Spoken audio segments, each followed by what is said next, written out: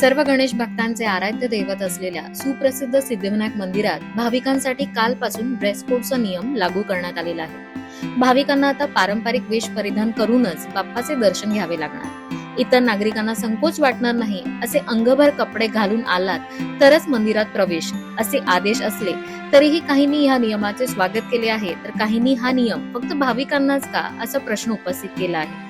तर या सर्व विषयावरती नवराष्ट्राच्या टीमने सिद्धिविनायक प्रशासन, वरिष्ठ, गुरुजी आणि भाविकांची मतं काय आहेत ही जाणून घेतली आहेत।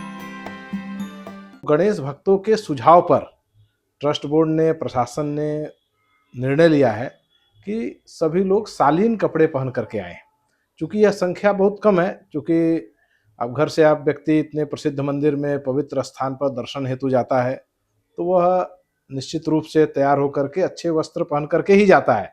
लेकिन हजारों में कोई एक ऐसा होता है जो आधे कपड़े पहनना, जो दिखने में शोभनीय न हो।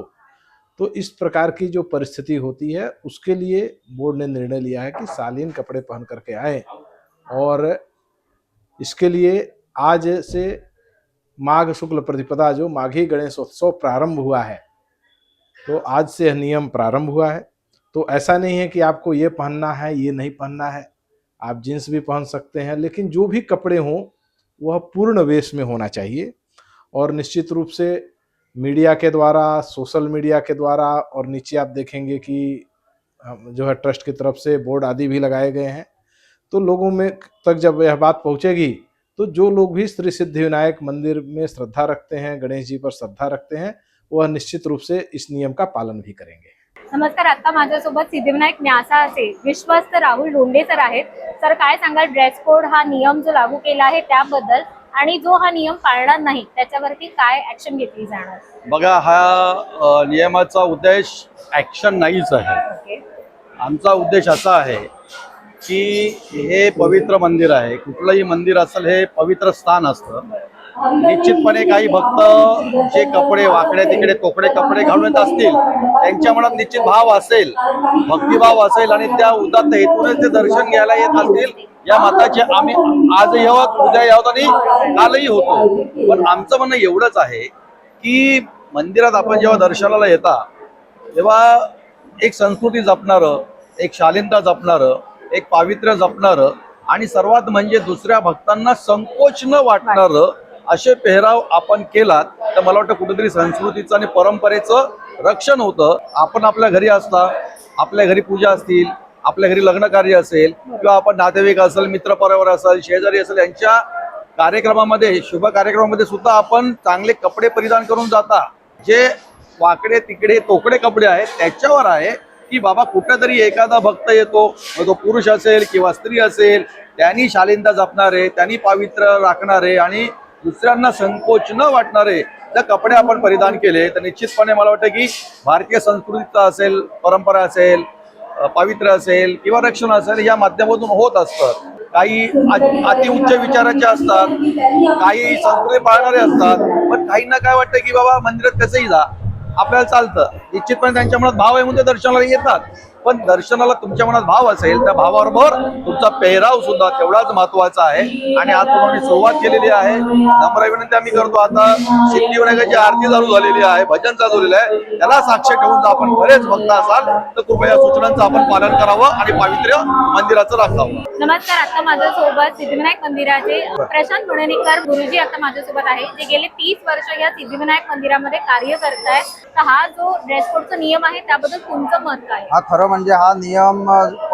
जवळजवळ 8-10 वर्षापासून केला पाहिजे होता, कारण अनेक भाविक लोक येतात।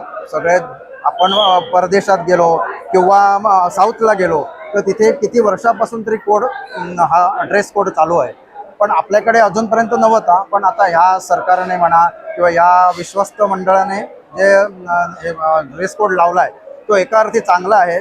त्यामुळे आपल्या सगळ्यांना आपल्या हिंदू धर्माप्रमाणे एक देवाचं दर्शन कसं घ्यावं हे सगळ्या जनतेला, भाविकांना कळेल यासाठी तर केलेलं आहे।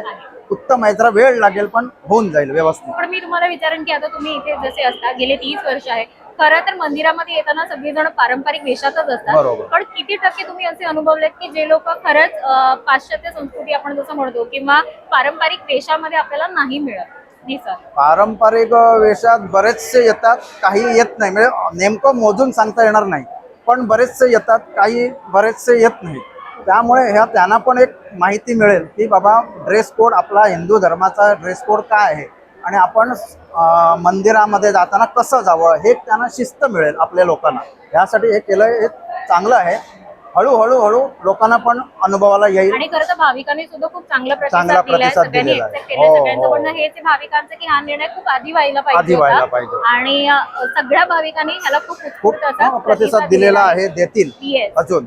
आणि काही भाविकांचं म्हणणं आहे खरं तर हा नियम सगळ्याच मंदिरामध्ये लागू केला पाहिजे. बरोबर. त्याबद्दल तुम्ही काय सांगाल?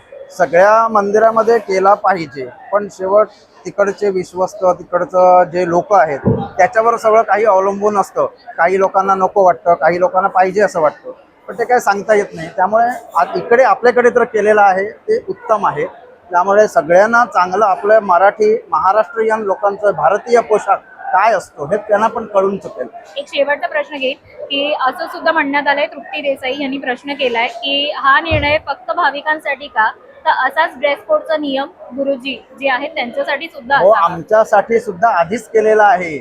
आज जवळजवळ 1 वर्ष झालं आम्हाला स्पेशल ड्रेस कोड विश्वस्तांनी म्हणजे मंडळाने पूर्ण आम्हाला रोजच्यासाठी ड्रेस कोड दिलेला आहे. आज जवळ 1 वर्ष झालं, आम्ही 1 वर्ष रोज ते पाळतो. ओके, म्हणजे तुम्हाला आम्हाला सुद्धा गुरुजींना केलेला. सुद्धा हो, इकडे ड्रेस हो, कोड हो. दिलेला आहे. नमस्कार. गणपती सिद्धिविनायक मंदिर न्यासाने जो ड्रेस कोड वरती नियम घातलेला आहे तो अतिशय योग्य आणि स्तुत्य आहे. कारण खरंच देवादी ठिकाणाच्या वेळेला आपण वेशभूषा पारंपरिक पद्धतीने करून यायला पाहिजे. नको ती वेशभूषा करून येणं योग्य नाही, कारण तिथे अनेक साधू संत पुरुष वेगवेगळ्या तऱ्हेची मंडळी येतात. त्यामुळे हे योग्य नाही आहे. हा जो नियम न्यासाने केलेला आहे तो अतिस्तुत्य आहे आणि आम्ही त्यांचं स्वागत करतो या नियमाबद्दल. मला असं वाटतं की मंदिराकडून जो निर्देश लागू करण्यात आला तो अगदी योग्य आहे. स्थळी येतो किंवा धार्मिक स्थळांपर्यंत आपण दर्शनासाठी जातो, त्यावेळेस आपण त्या गोष्टी नियमपूर्वक स्वतः पालन करणं गेलं पाहिजे. त्या स्थळाने त्यासाठी म्हणजे एक निर्देश लागू करण्यापर्यंतची वेळच येऊ दिली नाही पाहिजे.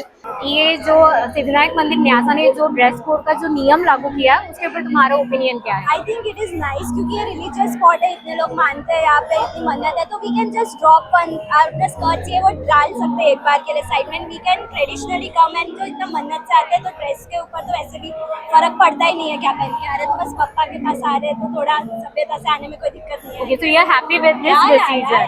एक भाविक म्हणण्यापेक्षा सर्वांच्यावरती हे आपल्या भारताचे संस्कार आहे की त्याचा विचार करून देवळा कुठेही म्हणा पण ड्रेसचा कसा असला पाहिजे त्याविषयी जागरूक असलं पाहिजे. काही कपडे घालणं हे प्रत्येकाने स्वतःच मनात विचार करायला हवा की कोणतीही जीन्स किंवा कोणतेही कपडे की जिथून अंगप्रदर्शन चुकीच्या पद्धतीने होईल त्याच्यावरती ताबा हा आणलाच पाहिजे. हे शिकवायची किंवा कायदा करायची गरज येऊ नये. साऊथला जातात तेव्हा सगळे लुंगी घेऊन जातात, आपल्या इकडे काय करायला हरकत नाही, ड्रेस कोड वापरायला हरकत नाही. म्हणजे तुम्ही हा जो निर्णय घेतलाय त्याचं तुम्ही स्वागत करता आणि तुम्हाला वाटतं हा निर्णय योग्य आहे? बरोबर आहे, बरोबर आहे. बरोबर.